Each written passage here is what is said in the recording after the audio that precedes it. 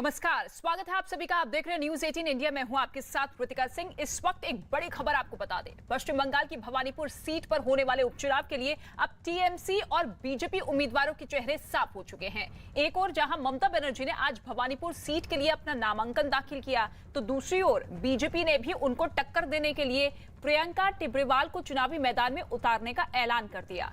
भवानीपुर विधानसभा seat पर 30 सितंबर को उपचुनाव के लिए मतदान होना है। वोटों की गिनती 3 अक्टूबर को होगी। ये दो तस्वीरें आप देखिए, एक तरफ ममता बनर्जी ने अपना पर्चा दाखिल कर दिया है, दूसरी ही तरफ ये प्रियंका टिब्रेवाल जो कि पेशे से वकील हैं और एक खास रणनीति के तहत भारतीय जनता पार्टी ने प्रियंका टिब्रेवाल को ममता बनर्जी के खिलाफ उतारा है, क्योंकि अब भवानीपुर सीट पर चुनावी संग्राम शुरू हो चुका है। 30 तारीख को वोट होना है। और बंगाल में भवानीपुर उपचुनाव के लिए ममता बनर्जी ने अब से कुछ देर पहले अलीपुर पहुंचकर नामांकन दाखिल किया। भवानीपुर से ममता बनर्जी 30 सितंबर को उपचुनाव लड़ने जा रही हैं। 2011 और 2016 में ममता बनर्जी भवानीपुर सीट से ही जीत चुकी हैं। यही वजह है कि उन्होंने भवानीपुर को फिर चुनाव के लिए चुना। ममता सीएम रहेंगी या नहीं रहेंगी, भवानीपुर से तय होगा, क्योंकि विधानसभा चुनाव में ममता नंदीग्राम से चुनाव लड़ी थीं और बीजेपी के शुवेंदु अधिकारी से हारी थी। इसीलिए 6 महीने में उन्हें विधानसभा का चुनाव जीतना जरूरी है। ऐसा नहीं होने पर सीएम का पद छोड़ना पड़ता है।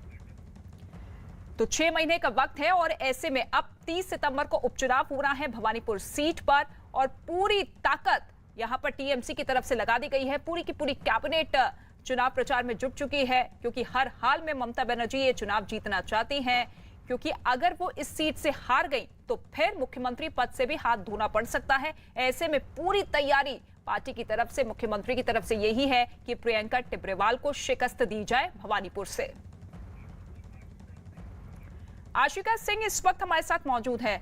आशिका, बड़ी तैयारी यहां पर की तो जा रही है भवानीपुर के चुनावी संग्राम को जीतने के लिए, लेकिन सबसे पहले बीजेपी की स्ट्रैटेजी को समझे तो प्रियंका टिब्रेवाल को चूज करना, चुनावी मैदान में उतारना, इसके पीछे की रणनीति क्या है? क्योंकि अब तक 2 बार चुनाव वो हार चुकी हैं।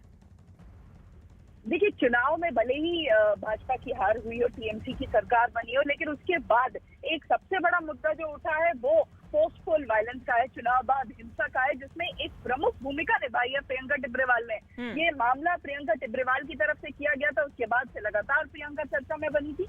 यही कारण है कि प्रियंका टिब्रेवाल को एक महिला होने के नाते भी उनको प्राथमिकता दी गई है, कहा जा सकता है। उनको मैदान में उतारा गया है। खुद ममता बनर्जी जहां पर लड़ रही हैं, वहां ममता जो है भवानीपुर की बेटी भी हैं, उनके लिए एक सेंटिमेंटल चुनाव है। इसलिए कोशिश ये है टीएमसी की तरफ से, पूरा मंत्रिमंडल जो है वो भवानीपुर में उतार दिया गया है कि मार्जिन जो है वो बड़ा हो। हालांकि बीजेपी की तरफ से भी कोई कमी नहीं छोड़ी जा रही है, भले ही देर से, लेकिन आज प्रियंका टिब्रेवाल के नाम की घोषणा हुई है। साथ ही जो अर्जुन सिंह है उनको ऑब्जर्वर बनाया गया है और 20 स्टार प्रचारक यहाँ पर आएंगे प्रचार करने के लिए। बिल्कुल आशिका, और अपने आप को भवानीपुर की बेटी बताने वाली ममता बनर्जी को टक्कर देने के लिए अब प्रियंका टिब्रेवाल यानी कि एक महिला चेहरा बीजेपी की तरफ से उतारा गया है। आप बने रहेगा हमारे साथ, लेकिन इसके साथ ही आपको बता दें कि बंगाल में भवानीपुर में बीजेपी ने भी आज अपने उम्मीदवार का ऐलान कर दिया है। प्रियंका टिब्रेवाल भवानीपुर से ममता बनर्जी को चुनौती देंगी। प्रियंका टिब्रेवाल बंगाल में चुनाव बाद हुई हिंसा के मामले में वकील हैं और इसी साल बीजेपी की टिकट पर कोलकाता की एंटली विधानसभा सीट से चुनाव भी लड़ चुकी हैं, लेकिन इस चुनाव में वो हार गई थी। अब आपको सुनवाते हैं कि भवानीपुर से अपनी उम्मीदवारी पर प्रियंका टिब्रेवाल ने क्या कुछ कहा। प्रियंका टिब्रेवाल भी इस वक्त हमारे साथ जुड़ गई हैं, जिनको भवानीपुर से बीजेपी ने मैदान में उतारा है। सबसे पहले प्रियंका जी, बहुत स्वागत है आपका। आप भवानीपुर की लड़ाई को किस तरह से देखती हैं? आपको एक बड़ी जिम्मेदारी सौंपी गई है, किस तरह निभाएंगे इस जिम्मेदारी को? देखिए, पहले तो जो भी जनता मुझे सुन रही है सबको मैं प्रणाम करती हूँ और चाहती हूँ कि सबका आशीर्वाद मेरे साथ रहे। दूसरी बात ये है कि देखिए, ये लड़ाई जो है ये न्याय और अन्याय के बीच की लड़ाई है। तो इसमें जिस तरह से मैं जनता के साथ खड़ी रही थी, इस बार भी उसी तरह से यही वायदा रखूंगी सबके साथ में कि चाहे कुछ भी हो जाए हमेशा मुझे अपने पास पाएंगे। जी प्रियंका जी, इससे पहले ममता बनर्जी वहां पर विधानसभा चुनाव जीत चुकी हैं। ये आपके लिए, आप इसको किस चुनौती के रूप में देखती हैं? कितनी बड़ी चुनौती है आपके लिए ममता बनर्जी? देखिए, अभी हाल फिलहाल की हार है जो मैंने ममता जी को और उनकी सरकार को हराई है हाईकोर्ट में। तो एक लड़ाई तो मैं उनसे वहां पर जीत चुकी हूँ और ये दूसरी लड़ाई है, तो इसका भी सामना डट कर किया जाएगा। जी क्या लगता है भवानीपुर की जनता आपको कितना पसंद करेगी? एक लड़ाई आपने कहा इससे पहले आप जीत चुकी हैं, इस लड़ाई में कितना आशीर्वाद रहने वाला है? भवानीपुर मेरी जन्मभूमि है। शायद बहुत लोगों को पता नहीं कि मेरा जन्म जो है भवानीपुर का ही है। मेरा ननिहाल भवानीपुर है। तो वहाँ की गलियों में दौड़ते हुए, खेलते हुए, गर्मियों की, सर्दियों की छुट्टियां हमने काटी हैं, वहीं पे बड़े हुए हैं। तो it is a home for me. Bhawanipur seat पर होने वाले उपचुनाव के लिए बीजेपी ने स्टार प्रचारकों की लिस्ट भी जारी कर दी है। न्यूज 18 के अमिताभ सिन्हा की खबर यह है कि बीजेपी की ओर से केंद्रीय मंत्री स्मृति ईरानी, हरदीप सिंह पुरी, बंगाल विधानसभा में नेता विपक्ष शुवेंदु अधिकारी, बंगाल बीजेपी के अध्यक्ष दिलीप घोष और पूर्व केंद्रीय मंत्री बाबुल सुप्रियो समेत 20 स्टार प्रचारकों की लिस्ट चुनाव आयोग को सौंपी गई है। बीजेपी आईटी सेल के प्रमुख अमित मालवीय ने भवानीपुर में होने वाले उपचुनाव के बहाने मुख्यमंत्री ममता बनर्जी को निशाने पर लिया। उन्होंने ट्वीट किया कि भवानीपुर उपचुनाव एक विधायक चुनने के लिए नहीं है, बल्कि बंगाल को एक अनिर्वाचित मुख्यमंत्री के अत्याचार से बचाने के लिए है, जिसने आजाद भारत के इतिहास में चुनाव के बाद हुई सबसे बुरी हिंसा की अगुवाई की। अपनी पार्टी के अराजक तत्वों को बंगालियों की हत्या और बलात्कार की छूट है, ये अमित मालवीय की तरफ से ट्वीट किया गया। और इसके साथ ही बंगाल के भवानीपुर में उपचुनाव के लिए बीजेपी ने भी बड़ा ऐलान किया है। बैरकपुर से सांसद अर्जुन सिंह को प्रभारी बनाया गया है। पुरुलिया और बिष्णुपुर से सांसद को उनकी सहायता के लिए नियुक्त किया गया है। वहीं इंद्रनील घोष को प्रचार समिति का प्रमुख बनाया गया है। यही नहीं, एक विधायक एक वार्ड को देखेगा और राज्य बीजेपी के महासचिव आसनसोल से विधायक समेत 3 सह प्रभारियों के साथ काम करेंगे। बीजेपी ने इस चुनाव के लिए नारा दिया है और ये नारा है, बेकारी घर घर, दीदी हारेंगी भवानीपुर। तो वहीं भवानीपुर सीट पर ममता बनर्जी के चुनाव प्रचार के लिए टीएमसी नेता मदन मित्रा ने एक गाना तैयार किया है, सुनिए जरा। भवानीपुर टू कामारहाटी, भवानीपुर टू कामारहाटी, लक्ष्य आमार सबार देशेर माटी। भवानीपुर टू कामारहाटी, लक्ष्य एबार सबार देशेर घाटी। ममतार हाथ धरे सामने हाटी, दिल्ली होबे एबार बांगलार घाटी। बोले देशेर माटी।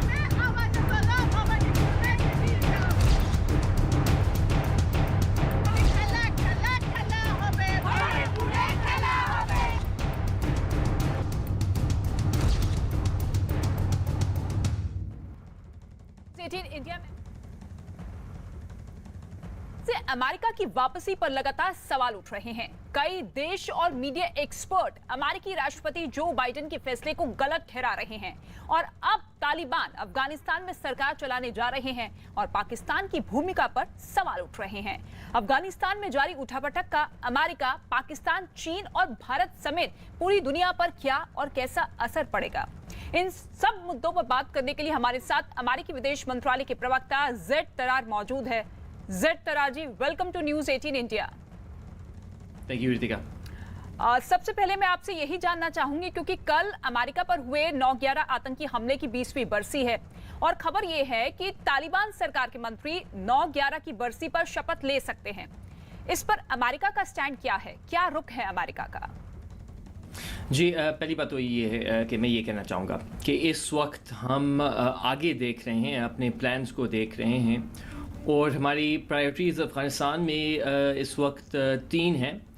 पहली बात तो ये है कि हम चाहते हैं कि जितने भी चार्टर फ़्लाइट्स हैं वो उनकी इजाज़त हो ताकि वो टेक ऑफ कर सके और जिन्होंने भी अफ़गानिस्तान से जाना है वो जा सकें। दूसरी बात ये है कि हम देख रहे हैं पूरी हमारे एलाइज और पार्टनर्स के साथ कि क्या जो हमने वादे सुने हैं तालिबान से कि अफ़गानिस्तान कभी भी एक टेररिज्म का अड्डा नहीं बनेगा, क्या वो अपने वादों को पूरा करेंगे या नहीं।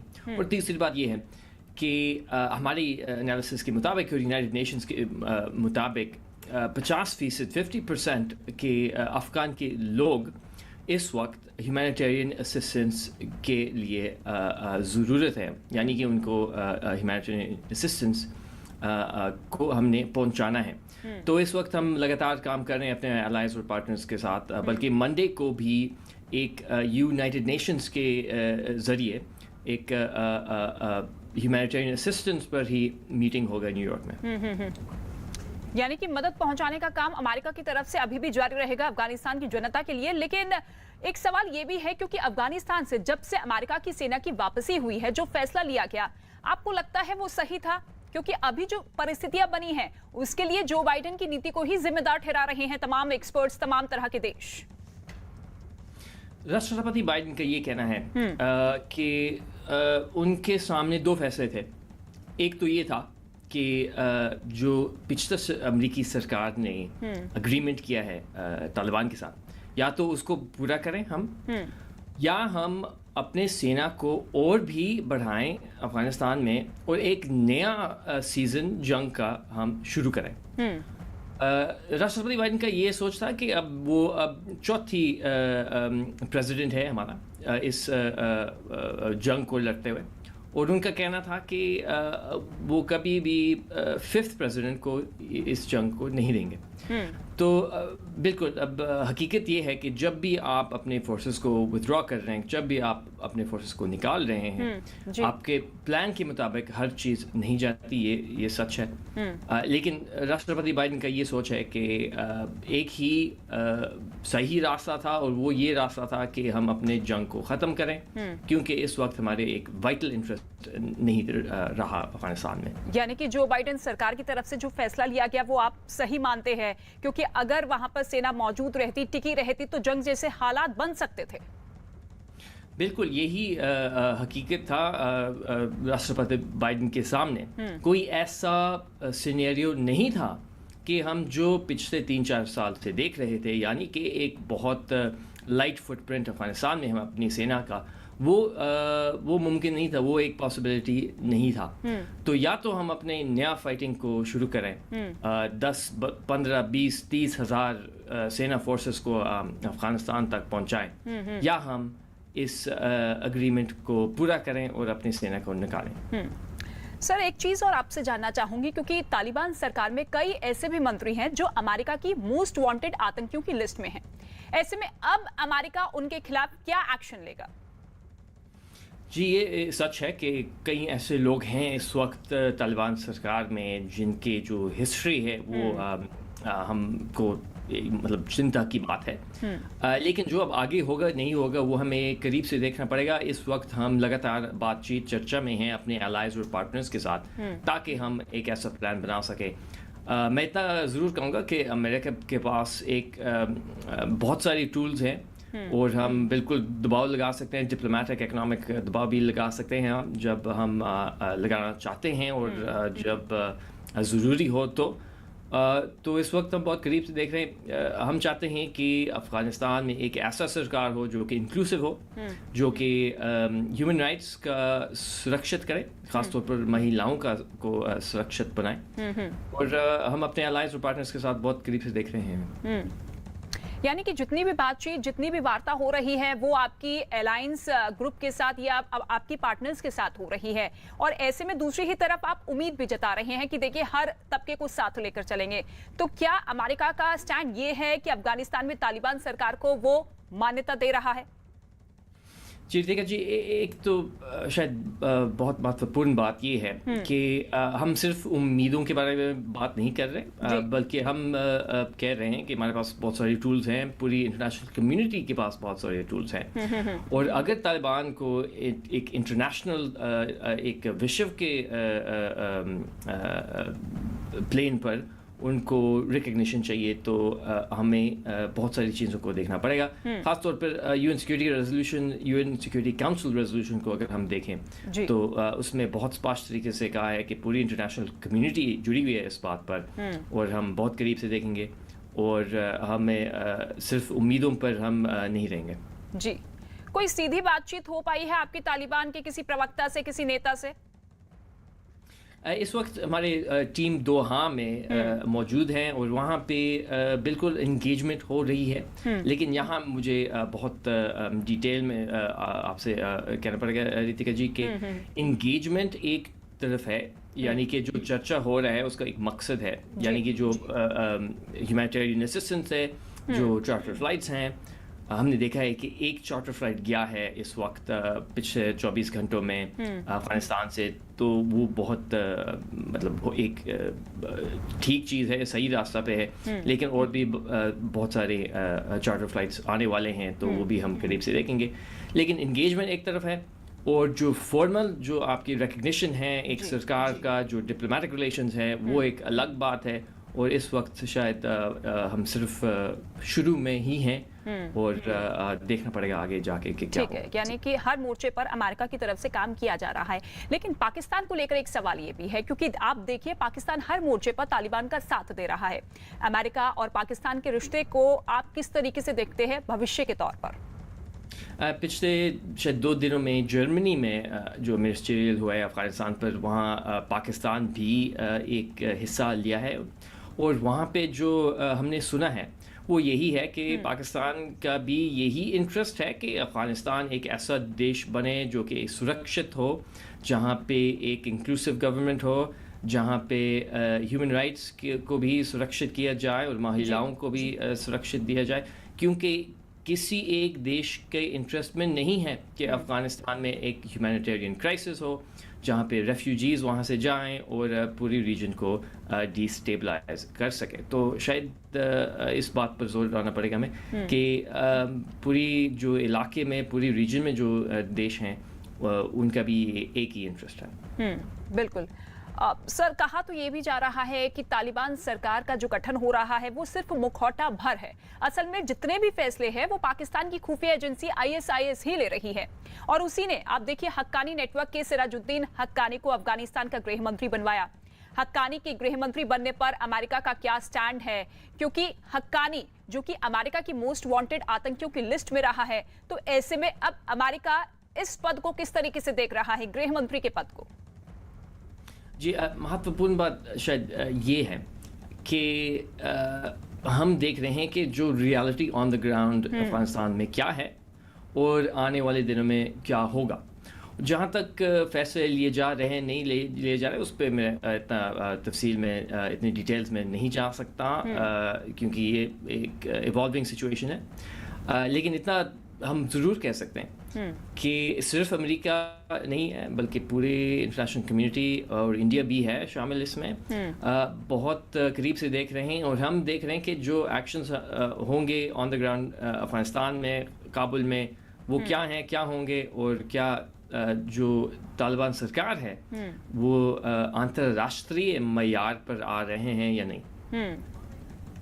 ठीक है, लेकिन सर हमने वो तस्वीर, वो वीडियोस भी देखे थे जब पाकिस्तान खोलकर तालिबान का साथ देता हुआ नजर आया था। पंजशीर प्रांत की अगर बात कर ली जाए तो वहां पर पाकिस्तान ने हवाई हमले किए थे, सीधे तौर पर तालिबान को मदद पहुंचाई थी। तो क्या अमेरिका अफगानिस्तान में पाकिस्तान की बढ़ती दखल को रोकने के लिए कुछ कर रहा है? शायद अगर हम इसको ज़रा फास्ता से देखें तो अगर हम दिन ब दिन जो एक्शंस हो रहे हैं उसमें अगर हम अटक जाएं तो हम जो बड़ी तस्वीर है वो भी हम शायद छोड़ सकते हैं। तो अगर हम अपनी जो बड़ी तस्वीर है, जो बिग पिक्चर है अफ़गानिस्तान में इस वक्त, वो क्या है? वो ये है कि हम ह्यूमैनिटेरियन असिस्टेंस इस वक्त पहुंचाना चाहते हैं। जो चार्टर फ्लाइट्स हैं वो जाना ज़रूरी है उनका, और ये भी कि जो सरकार बनेगा अफ़गानिस्तान में, जो उनका फाइनल सरकार होगा, वो क्या इंक्लूसिव होगा। तो ये शायद हम इन बातों पर हम इस वक्त जोर डाल रहे हैं और अपने अटेंशन दे रहे हैं। सर, आप देखिए, सरकार गठन के मौके पर न्योता कई देशों को दिया गया है। उन देशों को न्योता दिया गया है जो कि अमेरिका विरोधी देश माने जाते हैं। ऐसे में क्या इससे एक साफ संदेश देने की कोशिश तालिबान की तरफ से की जा रही है कि देखिए आने वाले दिनों में सरकार के गठन को लेकर या सरकार के फैसलों में हम अमेरिका की राय नहीं लेंगे? बिल्कुल, ज़रूर। जो हम देख रहे हैं इस वक्त और जो हम अपने अलाइज और पार्टनर्स के साथ जो प्लान बना रहे हैं वो यही देख रहे हैं कि क्या आखिरकार जो सरकार बनेगा अफ़गानिस्तान में कैसा होगा, और जो यूएन सिक्योरिटी काउंसिल के जरिए जो रेजोल्यूशन आए हैं, क्या वो सरकार उस रेजोल्यूशन तक भी होगा या नहीं। ठीक है सर, बहुत शुक्रिया हमारे साथ बातचीत करने के लिए। तो अमेरिका विदेश मंत्रालय के प्रवक्ता हमारे साथ मौजूद है जेड तरार, जिनका साफ तौर पे कहना है कि देखिए अमेरिका हर मोर्चे पर काम कर रहा है और हम भी चाहते हैं कि अफगानिस्तान में जो सरकार का गठन हुआ है वो हर तबके को साथ लेकर चले, आम लोगों के अधिकारों के लिए काम करे। शुक्रिया सर हमसे बातचीत करने के लिए। और अफगानिस्तान से इस वक्त एक बड़ी खबर सामने आ रही है। वहां पंजशीर से सैकड़ों लोग अपना घर छोड़ने को मजबूर हो गए हैं। इन लोगों ने एक वीडियो जारी कर तालिबान लड़ाकों पर परेशान करने का आरोप लगाया। वीडियो के जरिए इन लोगों ने बताया कि तालिबान ने आम लोगों के घरों के दरवाजे तोड़ दिए और उनको मिलिट्री बेस में तब्दील कर दिया है। इन लोगों ने बताया कि पंजशीर में लोगों को जबरन उनके घर से बाहर निकाला गया है और वहां इंटरनेट और फोन नहीं होने से अब तक ये बात बाहर नहीं आ पाई। इस वीडियो में सैकड़ों लोग अपने परिवार को लेकर पंजशीर से दूसरी तरफ निकलते हुए दिखाई दे रहे हैं।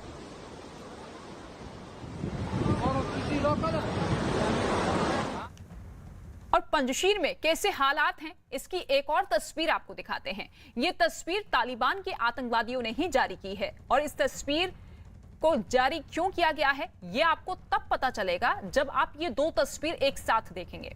पहली तस्वीर आप देखिए, कुछ दिन पहले की है, जिसमें अमरुल्ला साले बैठे हुए दिख रहे हैं। ये तस्वीर उस वक्त की है जब उन्होंने एक वीडियो संदेश जारी कर तालिबान को कड़ी टक्कर देने की बात कही थी।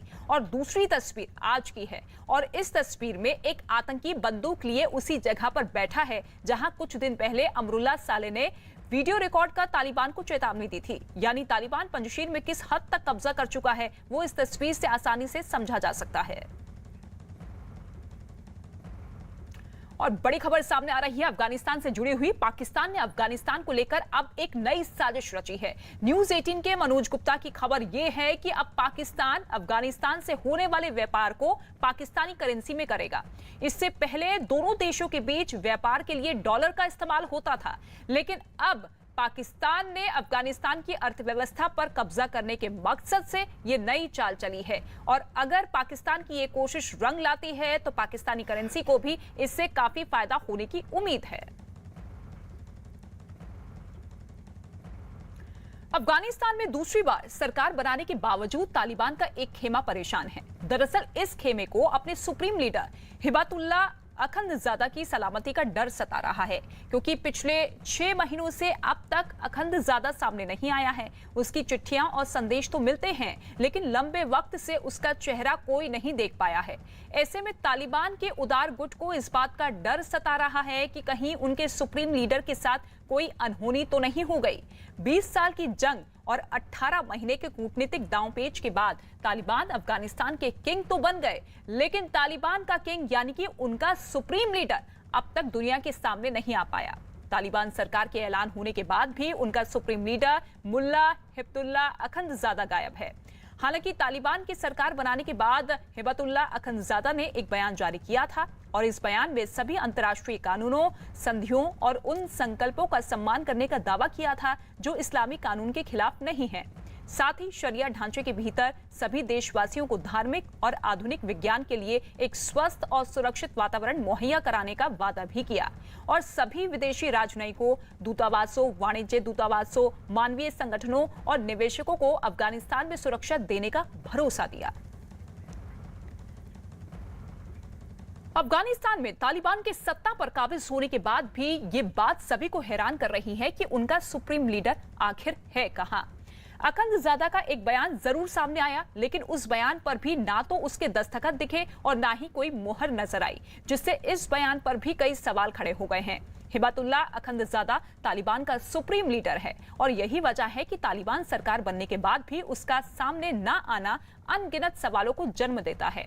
अखंदजादा के बारे में तालिबानी प्रवक्ताओं से कई बार सवाल किए जा चुके हैं और हर बार उनका जवाब यही होता है कि वो जल्द ही सामने आएंगे।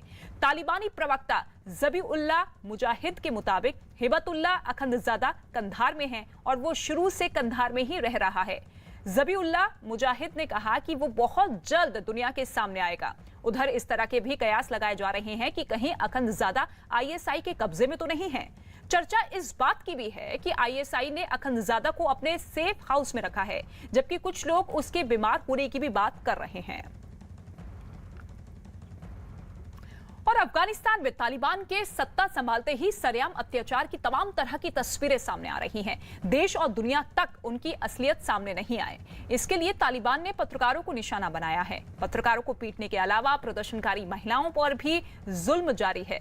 प्रदर्शनकारी महिलाओं के इस तेवर से तालिबान लड़ाके हैरत में हैं। तालिबान के खौफ के बीच प्रदर्शनकारी तमाम डर को पीछे छोड़कर आगे बढ़ते हुए दिखे। प्रदर्शन में शामिल महिलाएं और दूसरे लोग नारे लगाते हुए सुनाई पड़े, जिसमें अल्लाह के अलावा और किसी से नहीं डरने की मुनादी की गई। तालिबान के विरोध के लिए सड़कों पर उतरी भीड़ आगे बढ़ती हुई दिखाई दी और उसमें शामिल बहादुर लोग हथियारबंद लड़ाकों को अपना सीना दिखाते हुए बढ़ते रहे।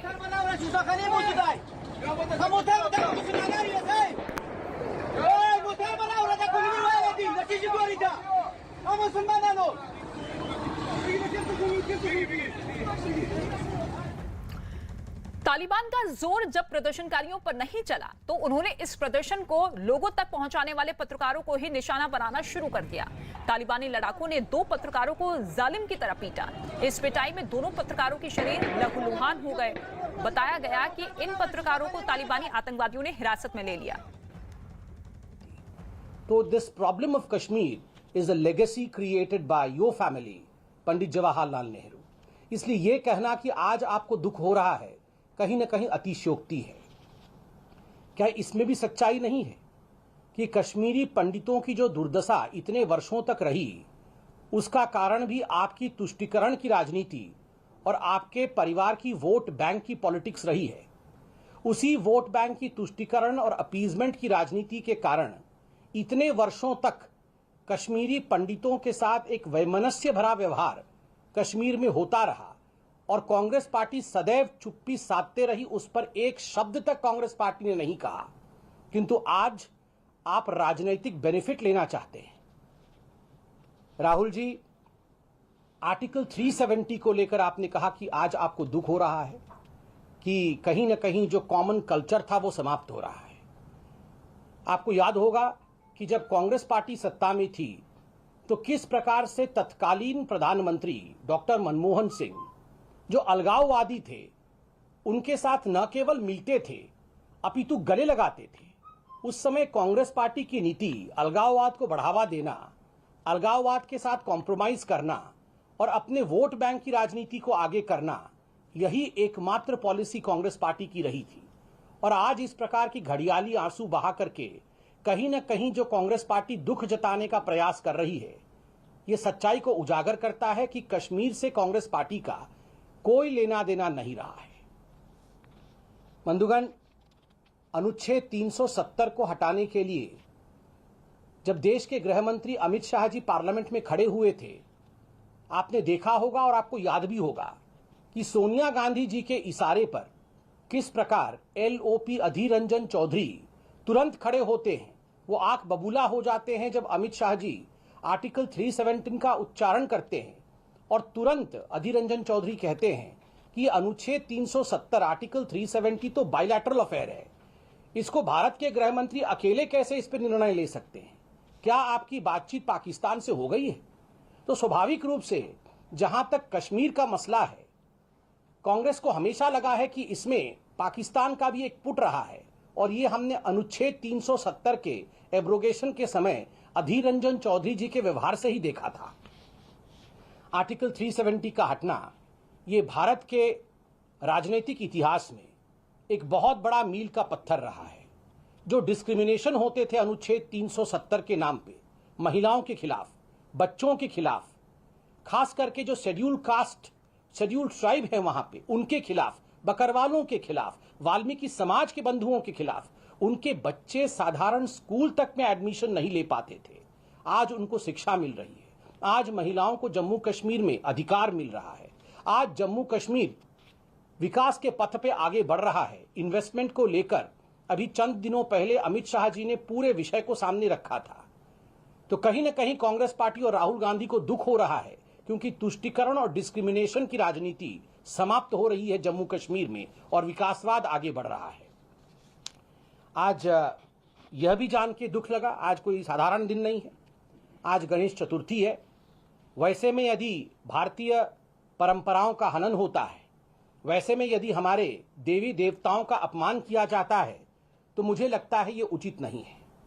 राहुल गांधी जी ने आज अपने भाषण में मां वैष्णव देवी के तीर्थ स्थान को हम पिंडियों के रूप में कहते हैं, हम कहते हैं पिंडियां। उन्होंने कहा ये जो सिंबल्स हैं, सिंबल्स पॉलिटिकल पार्टी में होते हैं, ये मां की पिंडियां हैं। राहुल जी, आप हमारे सभ्यता को, हमारे संस्कारों को, हमारी संस्कृति को जानिए। आप करोड़ों लोगों को संबोधित करते हैं टीवी के माध्यम से, सोशल मीडिया के माध्यम से, देश विदेश में लोग आपको सुनते हैं और आप कहते हैं ये जो सिंबल्स हैं वो हमारी मां की पिंडियां हैं। सदियों से सर्वदा वो हमारा मार्गदर्शन करते हैं। उनके लिए इस प्रकार के शब्दों का प्रयोग करना ये कहीं ना कहीं भावनाओं को ठेस पहुंचाना है। और आज भाषण देते हुए राहुल गांधी जी ने कहा कि आज मोदी जी की नीतियों के कारण मां दुर्गा, मां सरस्वती और मां लक्ष्मी की जो शक्तियां हैं वो क्षीण हो गई हैं, वो कम हो गई है। मुझे आश्चर्य होता है कि राहुल जी, आपने अपने छोटे राजनीति के कारण, अपने पेटी पॉलिटिक्स जिसको अंग्रेजी में कहते हैं, पेटी पॉलिटिक्स के कारण आपने भगवती मां को भी नहीं बख्शा। आप हमारे देवी देवताओं को राजनीति में लेकर आ गए। आपने आज जीएसटी को मां लक्ष्मी के साथ कंपेयर किया। आपने कहा जीएसटी आने के बाद मां लक्ष्मी की शक्तियां क्षीण हो गई है। मुझे आश्चर्य होता है, चंद दिनों पहले आपने जीएसटी का कंपैरिजन गब्बर सिंह के साथ किया था। जिस जीएसटी कंपैरिजन आप गब्बर सिंह से कर रहे थे, आज आप उसी जीएसटी का कंपैरिजन मां लक्ष्मी के साथ कर रहे हैं। ये आखिर हमारी भावनाओं के साथ आप खिलवाड़ क्यों कर रहे हैं? आप तो कहते हैं कि मैं जम्मू कश्मीर का हूं। क्या इस प्रकार से कोई जम्मू कश्मीर का निवासी, कोई भी, क्या मां वैष्णव देवी के संवेदनाओं के साथ खिलवाड़ कर सकता है? कदाचित नहीं। आपने आज कहा कि दुर्गा मां की शक्तियां घट गई हैं नरेंद्र मोदी जी के काल में। राहुल जी, आप समझ नहीं पाएंगे, मगर फिर भी ये हमारा कर्तव्य है कि आपको हम समझाएं। मां दुर्गा, मां लक्ष्मी और मां सरस्वती की, मां वैष्णव देवी की शक्तियां कभी क्षीण नहीं होती है। उनकी शक्तियां सदैव ही मार्गदर्शक शक्तियां होती हैं। वो पृथ्वी की सर्वोच्च शक्तियां होती हैं। इसलिए अपने छोटे राजनीति के कारण ये कहना कि माता की शक्ति क्षीण हो गई है, मुझे लगता है ये बहुत ही अनावश्यक कमेंट था आपका। और एक बात आपको बता दें कि नरेंद्र मोदी जी की किसान उन्मुखी, गरीब उन्मुखी और मजदूर, मजलूम, उनके लिए जो नीतियां अपनाई गई हैं, उसके लिए अगर शक्ति किसी की बढ़ी है तो वो भारत मां की शक्तियां बढ़ी हैं। राहुल जी, आप तो सिकंजी पी रहे थे आज किसान के साथ, हमने देखा वो वीडियो भी। आपने अपनी सिकंजी दी है किसान बंधुओं को और उनसे आपने कुछ सवाल पूछे। क्या कहा उस किसान ने? उस किसान ने कहा ये सरकार बहुत अच्छा काम कर रही है, मोदी जी 6,000 रुपए डायरेक्टली मेरे अकाउंट में भेज रहे हैं, मैं तो सरकार को बड़ा धन्यवाद करता हूं। भोला भाला किसान था, वो भी मां के दर्शन करने गया था। वो जानता नहीं है कौन राहुल जी हैं और क्या आप पिलाने सिकंजी दे रहे हैं, क्या राजनीति आप कर रहे हैं। मगर जो उसकी मन की बात थी, आज उसने राष्ट्र के सामने, आज उसने भगवती मां के सामने, उनके दरबार में आपसे कह दिया। फिर भी आप नासमझ बने हुए हैं। मां भारती की शक्ति, हिंदुस्तान की शक्ति बढ़ी है जब से मोदी जी की सरकार बनी है। राहुल जी, आपने फिर से दोबारा वही गलती किया। आपने कहा कि ये जो हाथ है, ये हाथ शिव जी का हाथ है, ये वाहेगुरु जी का हाथ है। आज जहां मैं नरेंद्र मोदी जी का तहे दिल से धन्यवाद देना चाहूंगा, जिस प्रकार से आज गुरुद्वारों के लिए एक सिख सर्किट खोला गया है, उसके लिए हम सब भारतवासी प्रधानमंत्री जी का धन्यवाद देते हैं। वहीं तकलीफ होती है जब आप वाहेगुरु जी, हम सबकी संवेदनाओं का केंद्र हैं, वो आप कहते हैं कि उनका हाथ कांग्रेस का हाथ है। मुझे लगता है इसके लिए राहुल गांधी जी को क्षमा याचना करना चाहिए। शिव जी का हाथ कांग्रेस का हाथ है। ये इस प्रकार की बातें करके राहुल गांधी जी वही करते हैं जो वो दशकों से करते आ रहे हैं। वो दर्शा देते हैं कि Rahul and maturity can never move together. Rahul Gandhi और परिपक्वता कभी भी एक साथ आगे नहीं बढ़ सकते हैं। Rahul will always remain to be Rahul. Rahul सदैव राहुल ही रहेंगे, वो अपरिपक्व ही रहेंगे और इसी प्रकार से करोड़ों लोगों के भावनाओं के साथ खिलवाड़ करेंगे। आज यह पुनः सिद्ध हो गया है। मुझे लगता है करोड़ों लोगों के भावनाओं को जो हताहत करने की कोशिश कांग्रेस द्वारा की गई है, मां भगवती की शक्तियों को क्षीण बताते हुए, वाहेगुरु जी के हाथों को राजनीतिक हाथ बताते हुए, हमें लगता है कि आज राहुल गांधी जी पवित्र गणेश चतुर्थी के दिन आज गणेश जी उन्हें सद्बुद्धि दे और राहुल जी आज सभी